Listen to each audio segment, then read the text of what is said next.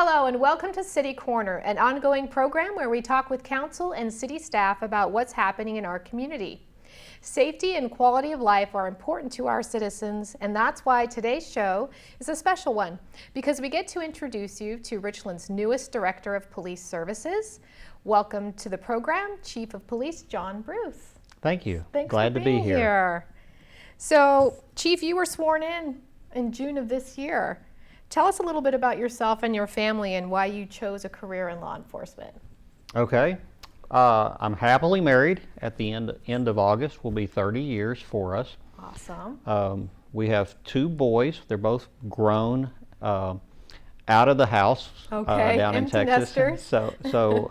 But they're both down in Texas still, and I jokingly refer to them both as one is a baby police officer, a baby cop.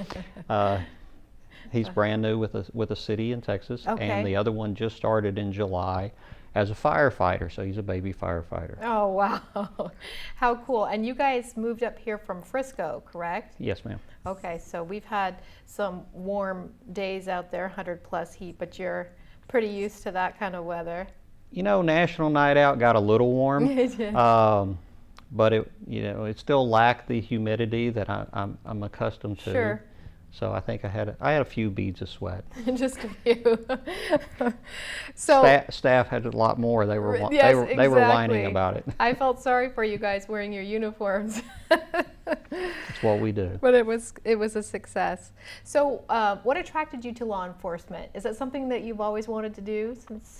I really think so. I think I've had this just a lifelong desire to get into law enforcement. I had several people in my life growing up in Allen that helped push me this direction. Sure. I had a lieutenant that was a good friends with my oldest brother and small town police officer and supervisor, and had a lot of good wisdom. And so everybody needs a good mentor. That's right. I was just going to say, it sounds like you had a great mentor. That can make a big difference. It does. Yeah. Well, what about the Richland Police Department appealed to you and helped you decide to come here? Well, it's an interesting story, Holly, that I wasn't even looking for this position at the time. I had a chief's job, was doing well, a lot of great people for me.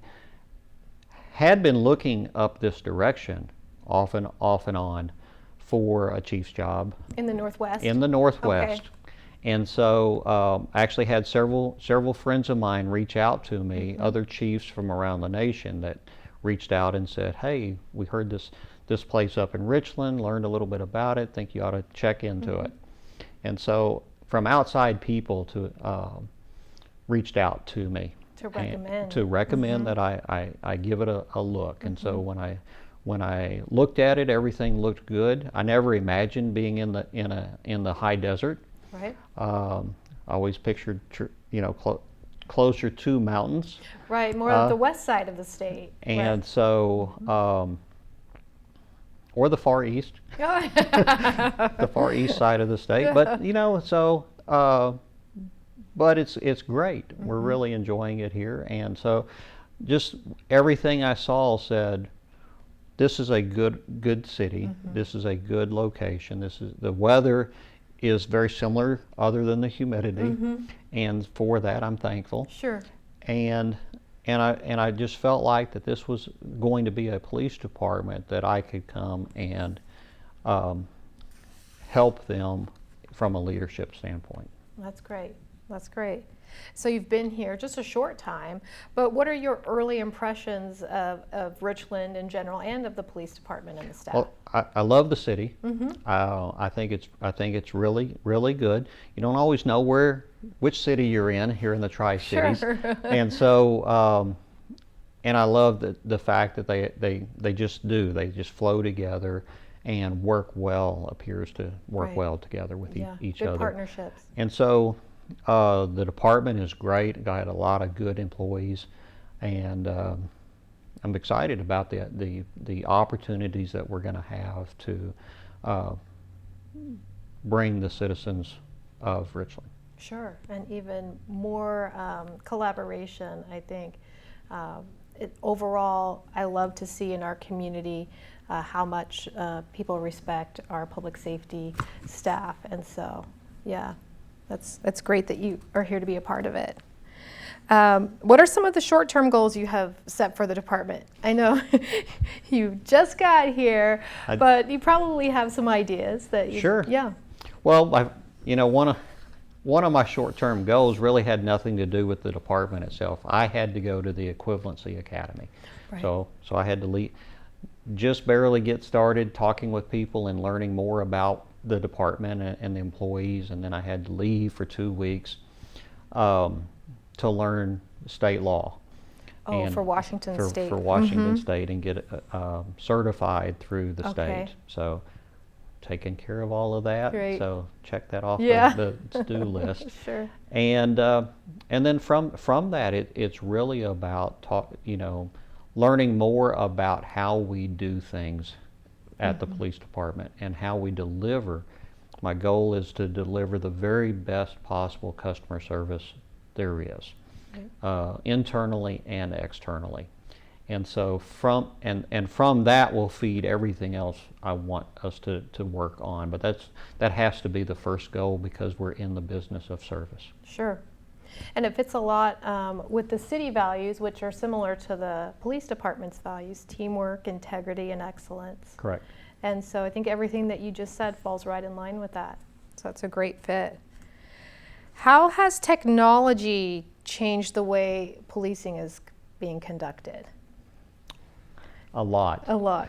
And so when I started, oh so many decades ago, I'll say it. Just own it. We had AM radios. Right. If you had a radio in your car, we had we did have portable mobile radios in the car, plus the portables. And that's it. Everything was paper driven. We used to have our call sheets. We had things called call cards, and we kept them up on the visor, so you'd flip them down when you got a call, and you'd write down the basic information so you could get to where you're going. You actually had to know every street and every cross street and every block. Imagine that, right? Before GPS. Before GPS. Yeah. So now Siri is telling you how to get there. Exactly. And that's some of the changes. Is now we have computers in the cars. We have a lot of technology in the office that we utilize for CAD to track all of the calls for service, to the record system, to how we investigate crimes uses a lot of technology. And so it's really becoming that we have to hire people that have that skill set to understand the internet and how to use it, how to find things on it, how to look at pictures and mapping skills. Oh yeah. Even our vehicles anymore are computers. They are computers. And so yeah, even our staff who work on the fleet need to be knowledgeable when it comes to software. Sure. Yeah. They plug in a car and Right. and read what's going on and fix it. Right. But also I would assume helps with efficiency and There are aspects of it that can lead to efficiencies, and that's what we have to look for when we're examining new products or even an expansion thereof. But at the same time, sometimes it doesn't. It can lead to inefficiencies. My example will be younger officers will down a car saying, I can't drive this car because the computer doesn't work. Yeah. I don't know how else to do it. Where's my stick shift? What's a stick shift? They can come to my house. We own one. Yeah, right. Oh, great. So as chief, you came from Frisco, Texas. I don't know if we ever did say that, but you were active on social media Yes. as a tool with which to engage people. How will you use social media here in Richland? Well, um, along the same lines, I intend to be active on social media. And not just me, but staff included, Sure. so that we can connect with our community. And I realize that word, I'm going to use a capital C, because Okay. it's a larger area than just Richland. We have a lot of people that pass through, going to and from work, to and from um, some of our fine restaurants and activities Sure. here at all of our great parks. And so we want to be able to connect with all of them. And so we have to use multiple resources in order to do that. We can't just, hang a sign up at the police department saying, this is what we have going on. We've got to put it on Facebook. We're going to put it out on Twitter. Who knows? We might get into Instagram and several other formats. Yeah. And have to be okay with the changing in technology, because by the time we implement some of this, some of that might not be around. It's true. It changes so It- often and so And frequently. so we have to be Yeah. flexible enough to keep up with where are people going for their information electronically. Well, and more often than not, people are looking for that instant. It's not the AM radio. It's not the AM radio anymore, or the letter that you get in the mail. That people are used to that instant news on Correct. their smartphones. So trying to keep up with that, but And keep so- the information relevant. And so we want to be able to utilize these different platforms to get that information out. Sometimes it could be that we're working a crash and we need people to take alternate routes, just to help the poor officer out there that's having to direct traffic around the accident scene. Avoid the area. You know. Although then there are those too that like to come to see what's happening in the Sure. area too. As long as they keep both hands on the wheel and don't have their phone in their hand. There you go. So some things about our Richland Police Department that some of our viewers might not be aware of, but we have a police foundation. And we have a volunteer group known as the VIPS, or Volunteers in Police Services. We have a very supportive community. How do you plan to continue or expand our citizen involvement with the police department? Well, we're going to continue to encourage their involvement, because what I say is that it takes that partnership with our community, that we cannot do it alone by any stretch of the imagination. It's simple math, Holly. Right. There's not enough money in the city coffee can to pay for 1-to-1 ratio for police and citizens. Right. It's never going to happen. It's an unreasonable expectation. So as a multiplier, then we have to partner with our citizens to have them say, yeah, we support our police department. We're going to look out after our neighbors. We're going to be, neat concept, be neighborly in our Right. neighborhoods. Right. And so, because when an officer drives through your neighborhood, they're just driving through their neighborhood. Now they may see something, but they've got to do a little bit more examination of that to determine whether or not that's normal or abnormal. You living in that neighborhood, you see something, you know whether it belongs there or doesn't belong there. And all we're asking you to do is make those observations and give us a call. Sure. If you think it's critical enough, call 911. Otherwise, call our non-emergency number. And so we want people to be engaged at minimum, just enough to care about their smaller community, to let us know what's going on in their neighborhood, because they know what's normal. Yeah, they're the best And so, ones to determine that. and once again, it's part of that simple math equation. There's more of them than there are of us. Right. And it's always, so you take the, over 100,000 pairs of eyes from our citizens. Yeah. versus the 140-ish Yeah, right. Give or take. police officers. Right. If we were all on duty all at the same time, Exactly. it still doesn't go very far. And so Sure. we need everybody to help be the eyes and ears of the police department. And I really appreciated that. You mentioned National Night Out that we had last night here in John Dan Plaza. That you did when you met some of the citizens. You asked them about their engagement or thanked them for their participation. Correct. So I think that's great to continue to build that rapport and, as you said, that relationship with our community. And so I want them to get involved, and I also challenge them I want them to hold us accountable as a police department, because we're not just any police department. We're their police department. It's the Richlands Police Department. It's not mine. Right. And I just happen to be their chief. Sure. And so I need them to get involved, sign up, when that opens up for our Citizens Police Academy. I think that starts up in January. And so to learn more about it, because often people have a notion about what when they see a police officer of, I don't know if that's quite right.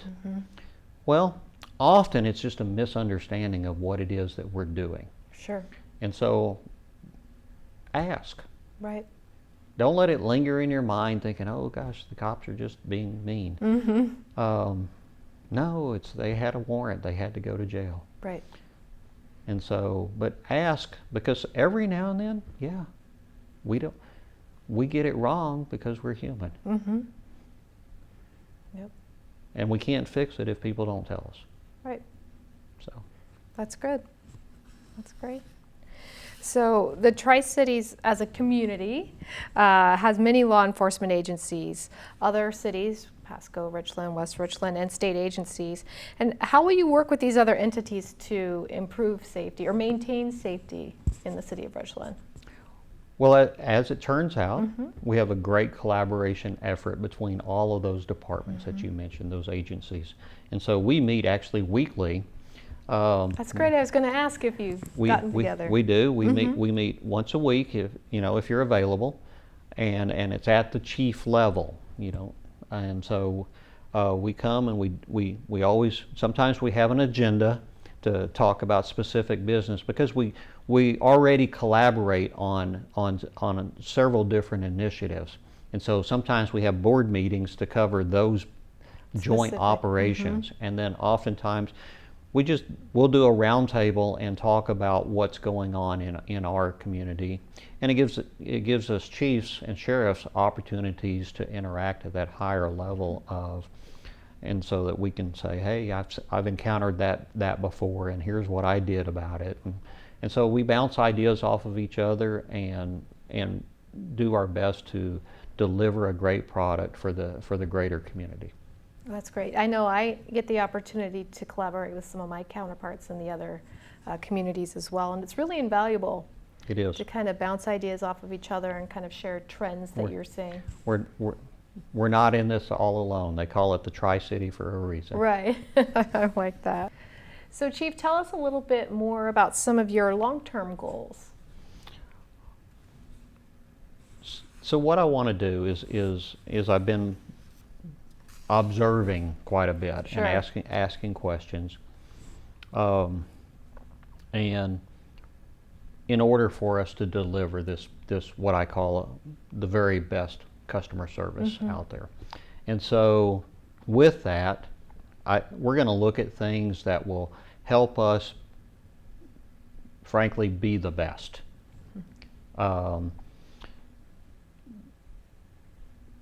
Richland Police Department has always prided itself on being the best agency out there, and we want to continue that process.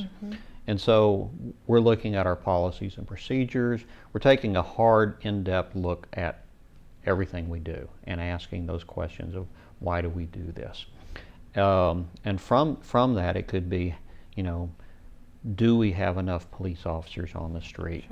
How we create these deployments. So those are the things that, the short-term things that I'm looking at, and then the longer time term things would be things about like accreditation. Would that be something that's good for the organization, good for our citizens, of looking at that? So I recently went to some training on state accreditation, Okay. so that I could learn more about it. I'm very versed in with an international organization called CALIA that does accreditation in Canada, Mexico, and the United States. Okay. And so one has more standards than the other, but now I have a little bit better understanding, and so we'll piece that together. But that's down the road. We've got a lot of work internally to get ready for that. Other than that, it's going to be, some of the things of what do the employees think? Where do we need to go? And so there'll be a lot of small groups talking about opportunities of how we can better partner with our community and keep everybody as safe as possible. Right. Yeah. I'm sure, as you said, a lot of times when you're in a new position and in a new environment, just the observing of staff and the current processes is so important. It is. And you need to allow time to do that before you can implement change. So, yeah, that's great. What would you like our citizens to know about the Richland Police Department? I kind of said this a while ago, but I want them to know that we're here for them, that we truly care. The men and women at Richland Police Department want to serve them, that they were called to this industry as a calling, and for that they're going to give their very best. But please understand, we're going to make mistakes because we're human. We're not going to always get it right, and just bear with us. Hold us accountable, but give us that shot. Sure. Give us the benefit that we have supervisors watching what's going on. Yeah, I think that's great.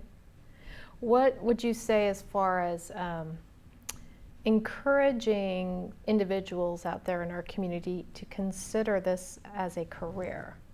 I know that we have seen within the city fewer individuals reply to job openings or considering law enforcement or public safety in general as a career. What would you say to encourage those individuals to consider a career in law enforcement? I think it's important to say that law enforcement is still a great career choice.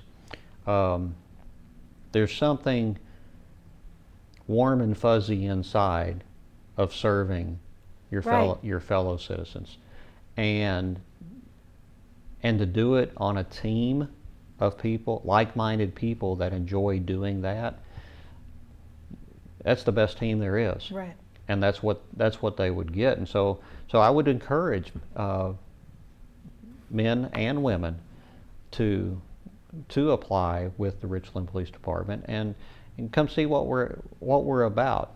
And if you want to get that little taste first, sign up when it becomes available for our Citizens Police Academy, and get that inside look of what we're about. That's great. I appreciate that perspective. Well, that's all the time we have for today. I'd like to thank our guest, Chief John Bruce, for talking with us today. If you have any questions about your city, the best place to start is from the city's website at the link on the screen below. Thanks for watching this edition of City Corner. I'm Holly Logan.